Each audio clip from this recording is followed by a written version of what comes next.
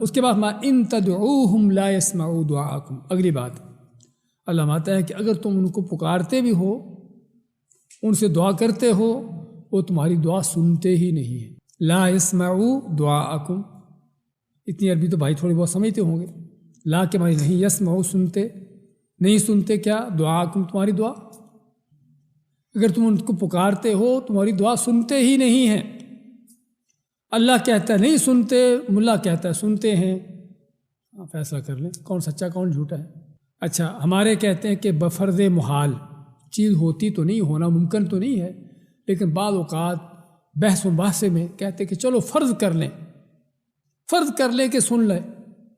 اللہ ماتا ہے کہ فرض بھی کر لیا جائے کہ اگر سن لیں، ولو سمعوا، فرض کرے کہ اگر سن بھی لیں، سنتے تو نہیں ہیں، نہ سننے کے قابل ہیں، نہ اس چیز کی قدرت ہے ان کے اندر، لیکن تمہارے کہنے کے مطابق چلو مان لیا بھی سنتے ہوں گے، تو اگر سن بھی لیں مستجابوا لکم، ما کے معنی نہیں، استجابوا تمہاری بات کا جواب دینا، تمہاری دعا کو قبول کرنا، لکم تمہاری جو تم مانگا ہے تم نے، وہ تمہاری بات قبول نہیں کر سکتے، تمہاری دعا سن نہیں سکتے، جو تم نے مانگا ہے تم کو دے نہیں سکتے، یہ قرآن کہتا ہے۔ وَلَوْ سَمِعُوا، پہلی بات تو مالک نہیں کس چیز کے، تنکے کے مالک بھی نہیں ہیں۔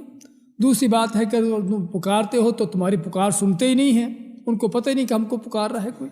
اس لیے ماتا ہے دوسری آیت میں اللہ تعالیٰ کہ وَهُمْ عَنْ دُعَائِهِمْ غَافِلُونَ، کہ وہ ان کی پکاروں دعاؤں سے ویسے ہی بے خبر ہیں۔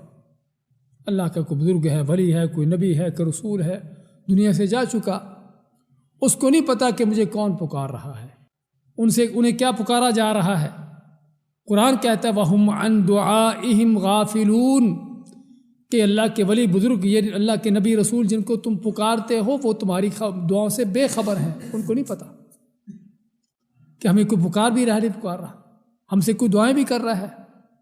دعا کو جاننا تو بات کی بات ہے کہ دعا کیا ہے، اس کو قبول کرنا تو اور بھی بات کی بات ہے۔ ان کو یہ بھی نہیں پتا کہ ہم سے کچھ مانگ بھی رہا ہے کوئی۔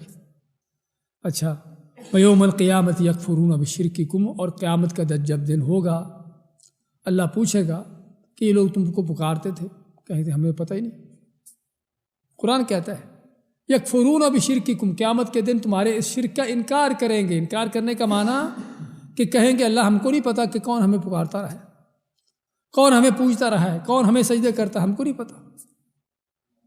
اچھا آخر میں آیتوں کے آخر میں ذرا سنیے کیا اللہ فرماتا ہے، آیت نمبر 14 وَلَا يُنَبِّئُكَ مِثْلُ خَبِيرٍ، ولا اور نہیں، يُنَبِّئُكَ تم کو خبر دے گا، تم کو بتائے گا، مثل خبیر اس ذات جیسا جو ہر چیز سے پوری طرح باخبر ہے۔ وہ کون ہے؟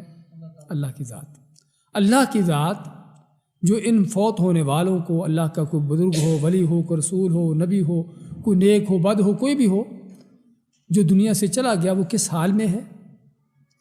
وہ سنتا ہے نہیں سنتا، دینے کے قابل ہے نہیں قابل؟